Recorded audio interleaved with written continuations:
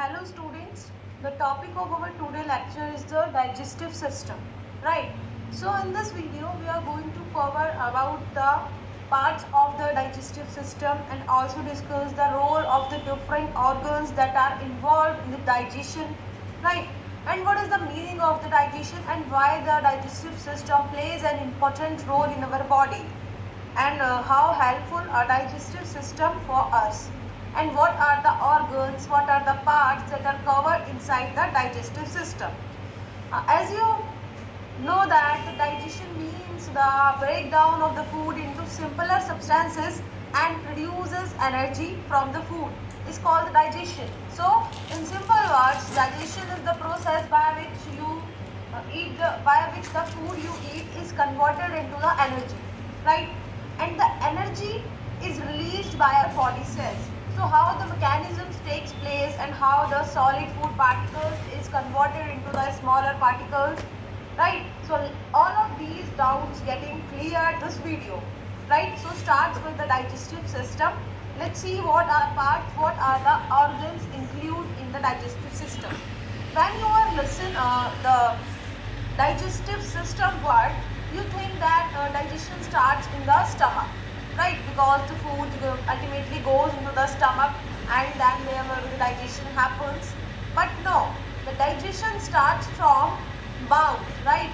And along with the mouth there are many organs which plays an important role in the digestion of our body. So let's see what are these organs. See, in this diagram you can see these mouth cavity, pharynx, esophagus, liver, stomach, gallbladder, pancreas, large intestine, small intestine, rectum and the anus. So these all are the organs which plays an important role in the digestion. Not only stomach is responsible for the digestion, along with the stomach these all organs and parts of the body is responsible for the digestion in our body. And when these organs are working together, right, and working for each other, then they form a system which is known as the digestive system. Alright students, so as you can depicted in the diagram, that digestion starts from the mouth. When you eat the food, your teeth will be responsible for the chewing and tongue is responsible for mixing of the food with the saliva, and then the food goes down through the esophagus and then it reaches in the stomach.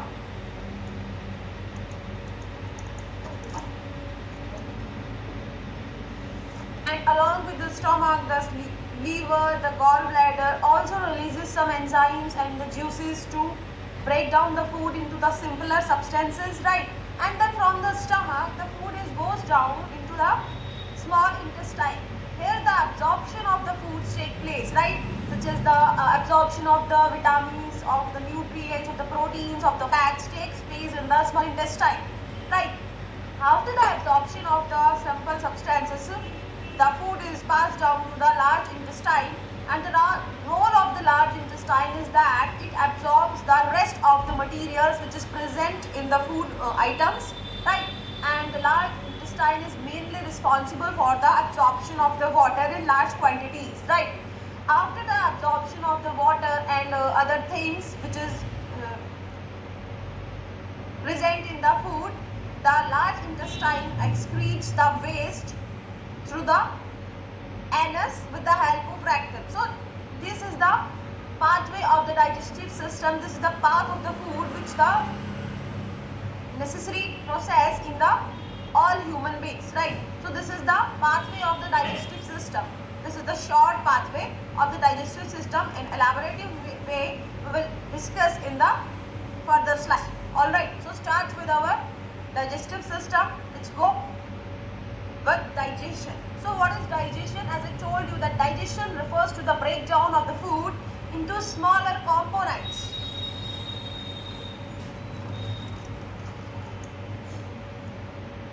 And that can be absorbed in the bloodstream, right? Means that the food we eat is ultimately broken down into the smaller components, so it will be easy in the for the absorption, and then these absorbed material is then transferred to the bloodstream, because the blood is the only medium which which transports all the nutrients, all the proteins, all the vitamins, all the carbohydrates, all the fats to the different tissues and different organs of the body, right? Because blood is the only medium which goes in the contact of every organ and the tissue. So along with the blood, there are some nutrients and vitamins also reaches to the particular and the specific organs, right? So the digestion terms refers to the breakdown of the food into simpler components, right? And they ultimately produces the energy. So a digestive phase included the ingestion, second the movement, third the mechanical and chemical digestion, and fourth is the digestion, right? As the name suggests, the ingestion means the ingestion intake of the food into the mouth, right? When we take the food to the mouth, the ingestion is completed, right? For digestion we have to take the food. If we are not taking the food, then there is no digestion takes place. So our phases starts with the ingestion, with the intake of the food. Next step is the movement.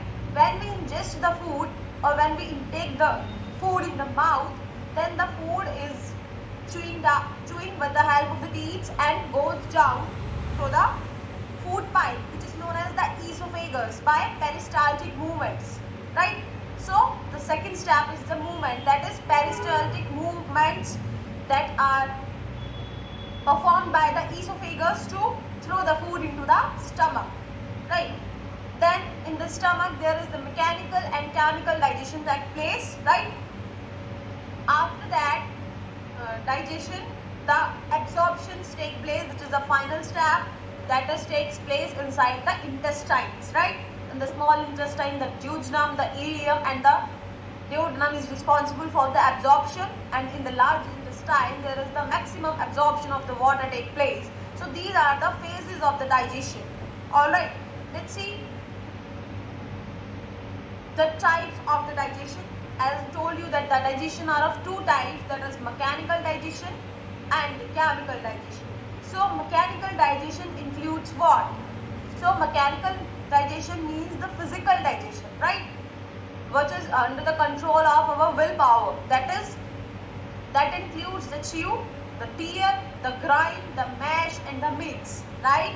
The chew, tear, grind, and mash is performed by our teeth, right? We chew and tear the food and grinds with the teeth and mash, and ultimately food is mixed with the help of the tongue, right? With the saliva. So this is includes under the mechanical or physical digestion, right? And what comes under the chemical digestion? In the chemical digestion, the enzymatic reactions are happen, right? Such as the digestion of the solid fats, the digestion of the complex proteins, the digestion of the complex carbohydrates such as the starch, the cellulose, takes place by the help of the enzymes. As you know that enzymes are the biocatalyst, or they can increase the rate of the chemical reaction. So when the enzymes are used, then there will be the chemical digestion takes place to improve the digestion of the carbohydrates, proteins, and the lipids, right? So it is about the types of the digestion. Let's see the digestive system organization, right? As I told you that digestive system organization means that what are the organs that are present in the tract of the digestion or in the path of the digestion. As I told you, the structures are the mouth, esophagus, stomach, small intestine, large intestine, and the rectum. So let's see where are they present or located in our body. See, that's the mouth. This cavity is known as the mouth, and this green color pipe, that is known as the food pipe or the esophagus, right? And this red color portion, the figure depicted, the red color portion is the stomach, right? And the pink color portion is known as the small intestine. The portion which is colored by pink color, that is the small intestine, which is responsible for the absorption of the nutrients from the food, right? next is the large intestine. This is the large intestine, right? As it is responsible for the maximum absorption of the water and the remaining components, right? As you see that the small intestine is large and the large intestine is small, right? You are right that the small intestine length is larger than the large intestine, but it occupies the less space. That's why it is called the small intestine, but its length is more than the large intestine, right? And the large intestine occupies more space but shorter in length. That's why it is known as the large intestine. Alright students, in the actual, the small intestine have larger mass than the large intestine, right? But the difference in their name is just because of the space they occupy. As the small intestine occupies the short space, the low space, that's why it is known as the, or small space, that's why it is known as the small intestine. And large intestine occupies the large space, that's why it is known as the large intestine. The next is the rectum. It is the end part of the large intestine, which is referred as the rectum, right, which is connected with the anus, and through anus the excretion of the food throughout the body takes place. So it is about the digestive system organization, right?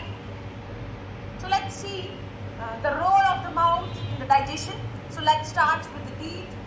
As I told you, the teeth mechanically break down the food into the small pieces, and the tongue mixes the food with the saliva, right? As you know that the saliva contains some enzymes, and what is that enzyme? The enzyme is the amylase, that is salivary amylase, which helps in the breakdown of the sugars, right? So the digestion starts in the mouth because some of the carbohydrates are digested or break down into the smaller pieces in the mouth. So the role of the mouth in the digestion is that teeth tear, chew or grind the food, and tongue mix the food with the saliva so that the enzyme which is present in the saliva is break down the sugar which is present in our food, right? So let's see the teeth and the tongue, right? These are the teeth and this is the tongue, which is responsible for the mechanical breakdown of the food and as well as helps in the breakdown of the sugars, right? Let's see the next structure that is connected with the mouth, that is epiglottis. So what is epiglottis? Epiglottis is a flap-like structure, right? Like a cover-like structure at the back of the throat that closes over the trachea and preventing the food from entering it. It is located in the pharynx. So students, the role of the epiglottis is to prevent the food from going inside the windpipe. While you are eating the food, sometimes you are tough, right? But how the food decides in which pipe the food have to be goes down, because the food pipe and the windpipe are attached together. So while you are talking along with the food eating, there is the flap-like structure which is known as the epiglottis, which covers the windpipe when you engulf the food, right? So that the food is not going into the windpipe. Right, so the role of the epiglottis, that this is the epiglottis which is attached with the mouth, that it is a flap or cover like structure which covers the windpipe while you are eating or drinking, right? So the role of the epiglottis to prevent the entry of the food items or the drinking items into the windpipe, right? So let's see the role of the esophagus. As I already told you, the esophagus refers to the food pipe. The scientific name of the esophagus is about, the size of the esophagus is about 20 centimeter long. It is a tube-like structure and it is around 20 centimeter long, right? And the functions of the esophagus includes secrete mucus. It secretes mucus, right? Which prevents the, and what is the role of the mucus? As you know that in the stomach there is the HCl which kills the microorganisms which are entered in our body along with the food, right? But mucus prevents the HCl of mucus covers the lining of the stomach so that HCl cause no harm to our stomach lining, right? So this mucus is secreted by the esophagus, which prevents our stomach lining from the HCl, right, which is already present in our stomach, right? And second is the move food from the throat to the stomach using the muscle movement, that is called peristaltic movement. The main function of the esophagus is to move the food or pass the food from the throat to the stomach, right? Esophagus is the only medium which connects the mouth to the stomach, and it is a pipe-like structure. It pushes the food toward the stomach through the muscles movement, which is known as the peristalsis movement, right? So it is the function of the esophagus. And also the other function of the esophagus is that if the acid in the stomach gets in there, that's heartburn, as he sometimes feels the acidity, right? So it is due to the excess of the acid formation in your stomach, right? When the excess of the acid will form, then the acid will touch the lining of the stomach and you feel the heartburn. Let's see the structure of the esophagus, the mouth, and this is the stomach. And esophagus is the only way which connects the mouth to the stomach. Alright students, let's see the next type of the structure which conduct the digestion, that is stomach, right? The stomach is the J-shaped muscular bag which stores the food that you eat and break it down into the small pieces, right? That is a J-shaped muscular organ which role is to store the food and break down the food into the smaller pieces, right? But also it mixes the food with the digestive juices that contains the enzymes, right? As I told you, the work of the enzymes to increase the or speed the rate of the chemical reactions. So these digestive juices contains the enzymes which increase the rate of the chemical reactions and help in the breakdown of the proteins as well as the lipids as well as the fats, right? And the main function of the stomach is also that I told you that stomach contains HCl. So this Cl is responsible for the killing of the bacteria and other microorganisms which entered in our body along with food, right? As the food passes through the esophagus into the stomach, so when the food passes through the HCl, then the other microorganisms along with food are getting destroyed by the HCl, right? And the food which is found in the stomach is called chyle. Let's see the structure of the stomach. This is the structure of the stomach. As I told you, it is a J-shape, right? J-shaped organ, right, that stores the food that you eat. Let's see the another structure, that is small intestine. So the length of the small intestine is about 7 meters long, right? So you see that how long the small intestine will be, right? It is about the 7-meter long. And the lining of the small intestine are covered by the finger-like projections, and these finger-like projections are known as villi, right? And the function of the villi is to increase the surface area. As I told you that the small intestine is located in very small space, but its length is more, its length is 7 meters, but it not take too much space for their location, right? So in the walls of the intestine, there are the finger-like projections that is known as the villi, which increases the surface area of the small intestine and provides a larger area for the absorption of the food, right? And the villi is covered in the microvilli. This further increases the surface area for the absorption. Ultimately, the main function of the villi and the microvilli to increase the surface area for the absorption of the vitamins, of the proteins, of the carbohydrates, of the fats. Right? As you can see in the diagram, or as depicted in the diagram, that these are the villi and this is the lining of our small intestine. Right? So this is the capillary network by which the villi is receiving the blood. Right? So this villi is made up of many types of the cell. So in the small intestine there are finger-like projection. These are the villi that increases the surface area for the absorption. Alright students. Let's see the another type of the, let's see the functions of the small intestine.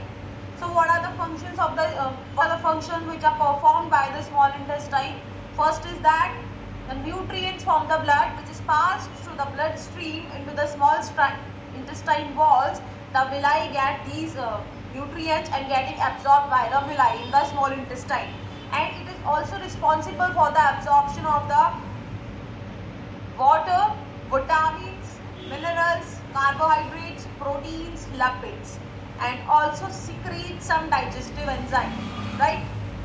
So it is the structure of the small intestine or how this intestine look like in the body. So this is the small intestine. This. Alright.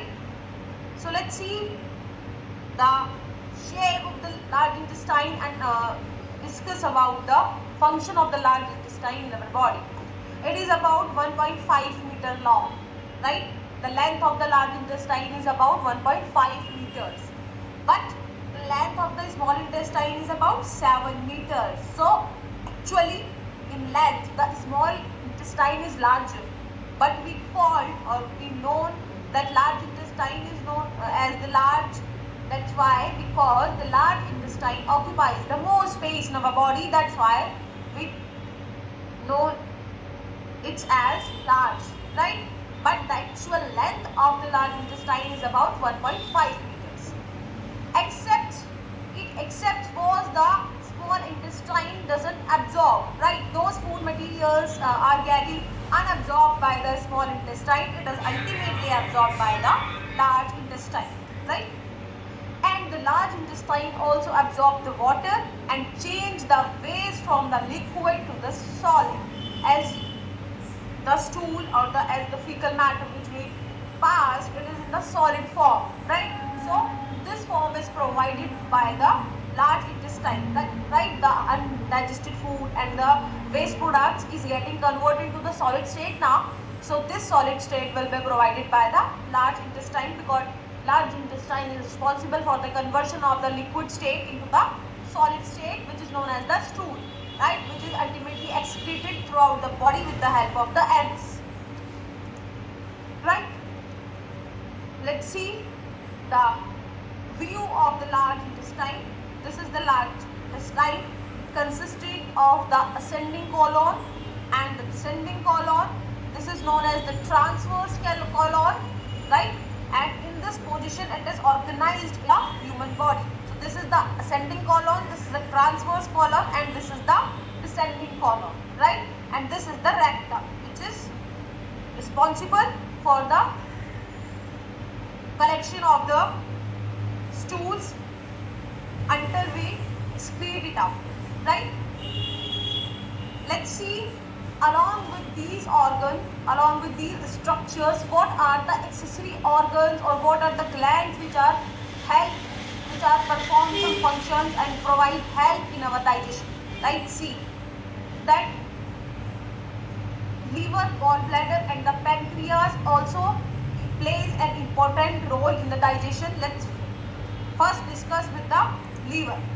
Right? As you know that liver is the mainly responsible for the emulsification of the fats. Right? Liver break down the fat molecules into the small globules. Right?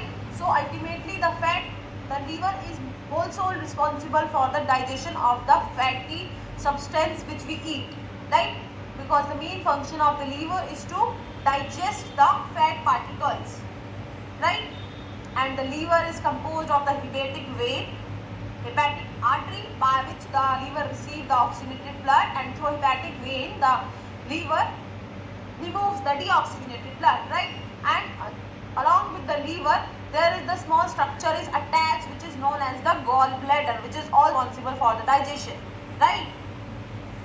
The gallbladder and the liver having a common duct, right? Their secretions are going into the stomach through a common duct which is known as common bile duct, right? Let's discuss about the gallbladder. This structure, this green color structure is known as the gallbladder. As I told you, for the secretions which is produced by the liver and the gallbladder are going into the stomach through a common duct which is known as the common bile duct, right? As the gallbladder releases some, as the liver releases bile juices, and gallbladder also increases some juices which is goes into the stomach with the help of the common bile duct and plays an important role in the digestion, right? Let's see about the pancreas. This leaf-like structure which is present in the side of the liver and the gallbladder, it is known as the pancreas, right?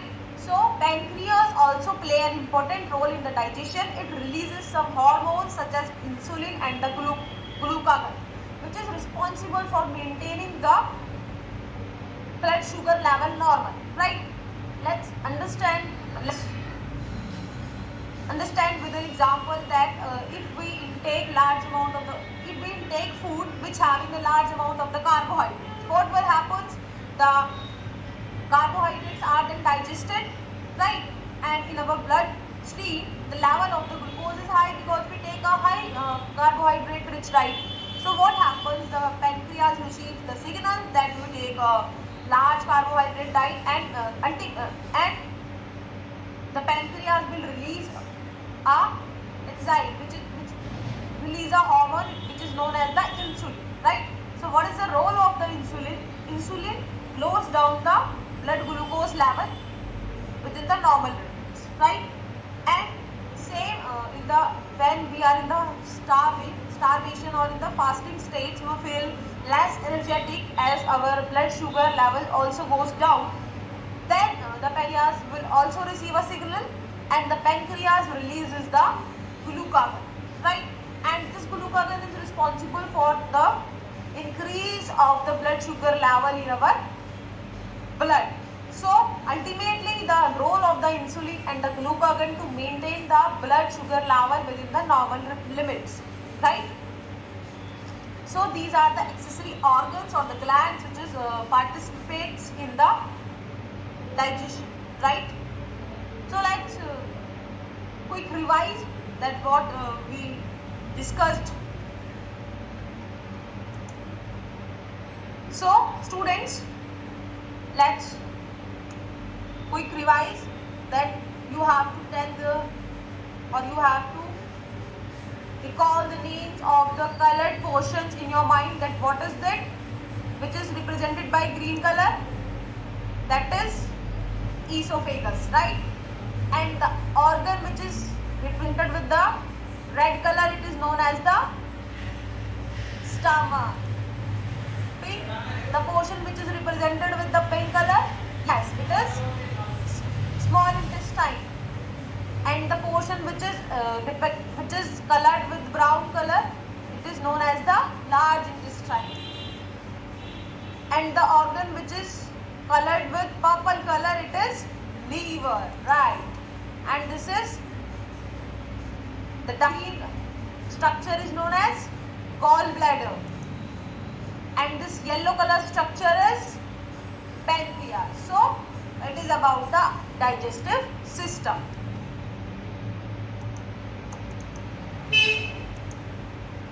So students, today we are discussed that what is the digestion and what are the organs and what are the accessory glands which are responsible for the digestion and what are the role of each structure in the digestion, right?